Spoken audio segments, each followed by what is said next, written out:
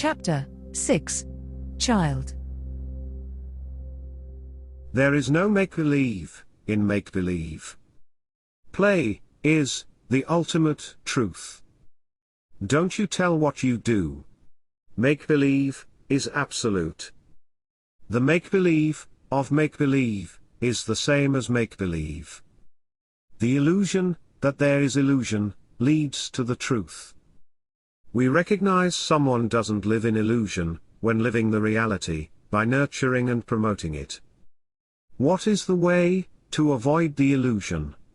It is to cultivate it, nurture it, live it, and to promote it. From an early age, until we become old, the human being lives in a make-believe. Babies suck on the thumb and find comfort. Maybe because they think it's a breast. The old man plays cards and finds comfort, for there he can be a champion. What we are is all we need in a make-believe of what we are. That's why a sum of zeros equals 0. As we are many zeros, we give comfort to 1. 0 is where every number starts. Emptiness is where everything is born. Simulating subjective time in narratives, in literature or in other art forms, to simulate time to create realities, it is the most important of properties. Disdain visual realism, and other senses. Disregard the realism of the laws of classical physics. We can say that we live in a simulation, but the term simulation, I abate to abdicate, because for the current technological paradigm it points rich. Computers and the like, I use only skeptical, for those bits are glitches. We can say it's a game, but the term, game, I dislike because I am opposite for a certain kind of competition. Moreover, it's certain and guaranteed, a masterpiece that greets. I'd rather say it's a play, but I don't like this expression very much either, because it points to a certain pejorative enjoyment. Therefore, this model does not pass the qualitative sieve, because it appeals to corrosive. It's just like a naive play. A child's naive game. That's it. But I don't like the word naive either, because it points to a derogatory quality when pointed out by any critical observer. I will have to apologize for my boldness, for how can I, ever, say the child with capital C is naive? If the child is pretending to be me, I can't pretend I'm it, because I am the child.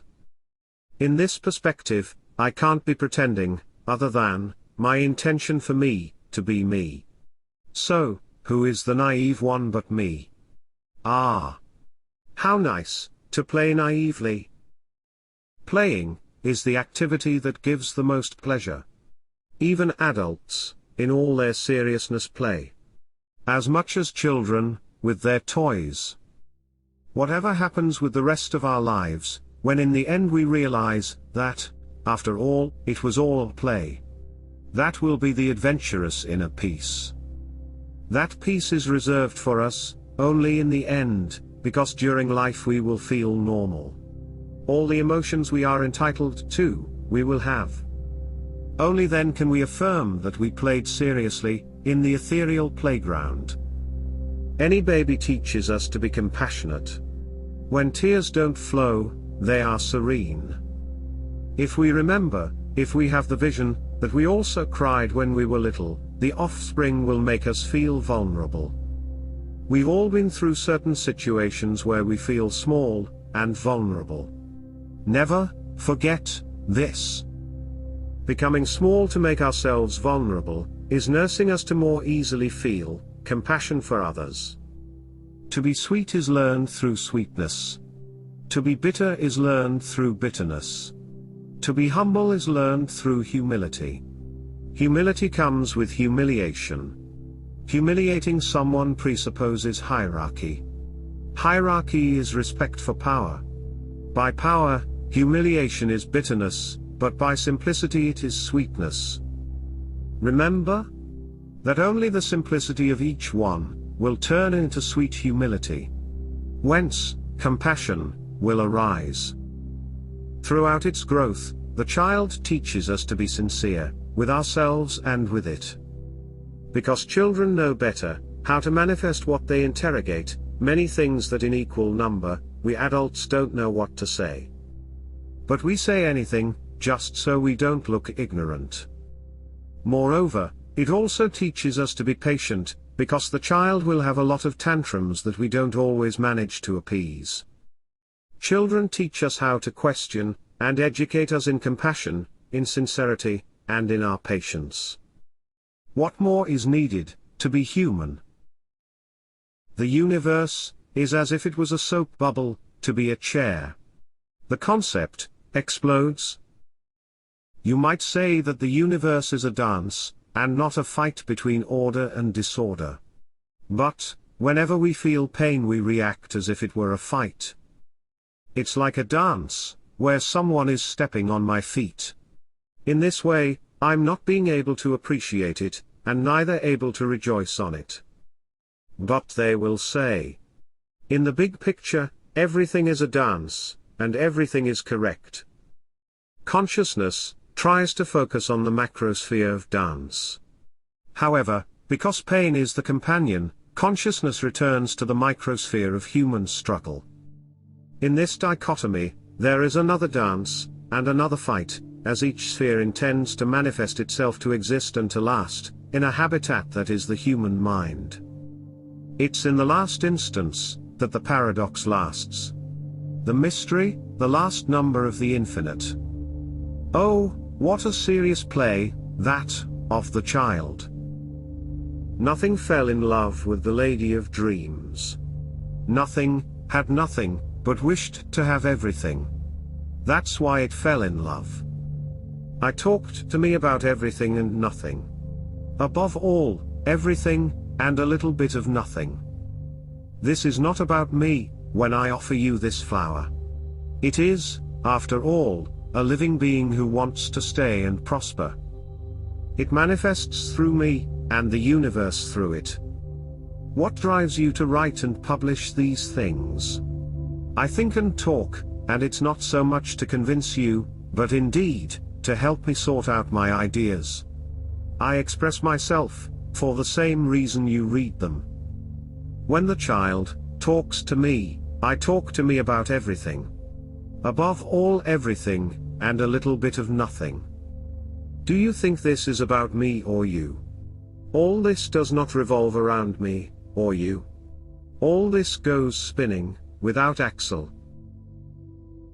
As long as we pretend to be human beings, we will have to make sense according to the tyrant senses. When we expose the child, and simultaneously recognize what free will we don't have, from the perspective of the human being, making sense of creating purpose, we'll only have less. But when we put ourselves in the metaphysical place of the child, everything makes sense, within the memory.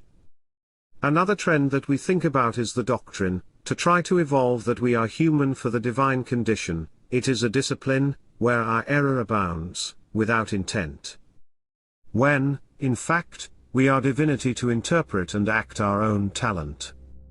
In our case in particular, the role of human being, gesturing, in this nice little stage of the world. In any other case, the role of something else, on the stage, of something else. The fundamental building block reported by the messenger look, this elementary material, is dual. It makes it ephemeral, everything becomes fleeting. In space, the passenger is time. In time, the passenger is space. Only change is eternal, it is the path you walk, only this exists alone. Change can only exist in time, and time can only exist in space. If the passenger is the time, close is the change. If the passenger is the change, it becomes the child. A lever works like this. At one end, a force is applied, and at the other end, this force manifests itself with greater or lesser value, depending on the support point. Life works like this. At a given time, an action is applied, that, at another time, will manifest with greater or lesser value, depending on the support point. where to place the fulcrum. Children are the most valuable that humanity has. There is no heritage without generation. Will success be a means to achieve a goal, or is the goal to succeed? You need to know when to stop, to have time to savor. By choosing to think I have, or to think I don't have free will this make me a selfish person if I choose to think I have? Being selfish is being aware of my desires, but it is to be ignorant of my mystery. Knowing my mystery is accepting the path trodden, and walking it is transparency to my desires. Why is it hard to understand not having free will? Why is it hard to accept not having free will? It's because I feel free to do what I want, but not being free from being free to do what I want. Freedom is neither a contract nor a law. It is not a condition, but a feeling. Today, are you free or do you feel free? Feeling free is the pleasure's gratification of the fulfilled wish. Being free is to slake the child's impetus. Desire is destiny. Thank you for listening to the end. Support this work if you liked it. You can buy the book on Amazon, where you can download the digital copy and have the physical book delivered to your address. Look for seasonal promotions and discounts.